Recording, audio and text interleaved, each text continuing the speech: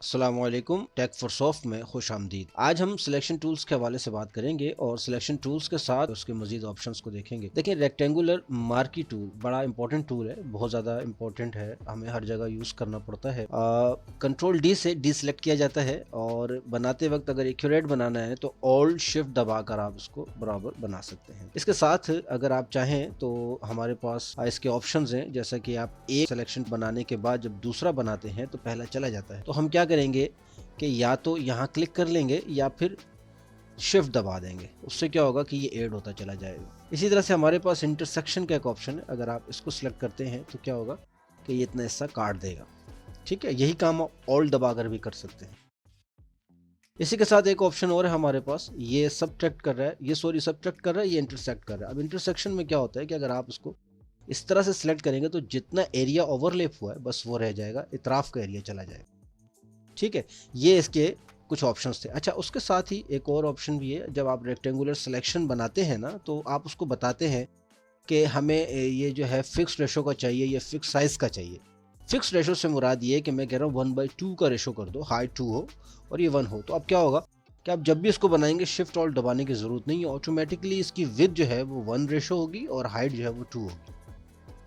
अच्छा, इसी तरीके से हमारे पास एक और ऑप्शन है जिसे कहते हैं फिक्स्ड साइज। फिक्स साइज में क्या होता है कि आप बाकायदा उसे बता सकते हैं कि बेसिकली आपको किस साइज का चाहिए, 60/64/64। अब आप क्लिक कर देंगे तो आपका रेक्टेंगल बन जाएगा। अब अगर आप चाहते हैं कि नहीं इससे बढ़ा दूं मैं, फॉर एग्जांपल, तो मैं कर देता हूँ 200/200। ठीक है, आप 200/300 भी कर सकते हैं, जो आपको ठीक लगे। अब आप क्लिक करेंगे तो आपके पास एक सिलेक्शन बन जाएगी जो कि फिक्स साइज की होगी। एक और ऑप्शन भी है, मिसाल के तौर पे हम यहाँ चले जाते हैं और हम कहते हैं कि हमें मिसाल के तौर पे इसे काटना है। देखें, सिलेक्शन टूल से अगर हम सिलेक्शन बनाते हैं और बैक स्पेस या डिलीट से डिलीट करते हैं तो जितना एरिया सिलेक्टेड था उतना एरिया डिलीट हो गया। ठीक है, डिलीट क्या हुआ, हमारी सिलेक्टेड लेयर। कंट्रोल जी से मैं इसे अंडू करता हूँ और एक ऑप्शन है हमारे पास सिलेक्ट मेन्यू में, इन्वर्स या कंट्रोल शिफ्ट आए। अब क्या होगा, आप बैक स्पेस या डिलीट की प्रेस करेंगे तो out of the selection area delete हो जाएगा। अच्छा, इसी को हम फेदर करना चाहते हैं। फॉर एग्जाम्पल, अब देखें यहाँ पर हमारे पास इलेक्ट्रिकल मार्की टूल है, मैं चाहता हूँ ये एरिया इस तरह से हमारा सेलेक्ट हो जाए। फॉर एग्जाम्पल, राइट क्लिक करके सिलेक्शन ट्रांसफॉर्मेशन, जिससे आप इसे मज़ीद बड़ा या छोटा कर सकते हैं। शिफ्ट ऑल्ट दबा के आप चाहे तो इसे यूज़ कर सकते हैं। थोड़ा सा मैं आगे बताऊँगा।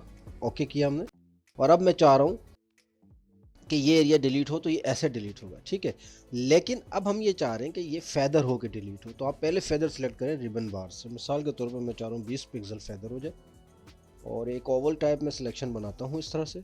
कंट्रोल शिफ्ट आई से हमने इन्वर्स सिलेक्शन की और बैक स्पेस से मैंने इतराफ के एरिया बढ़ा दिया। तो देखें ये फेदर होके कट हुआ।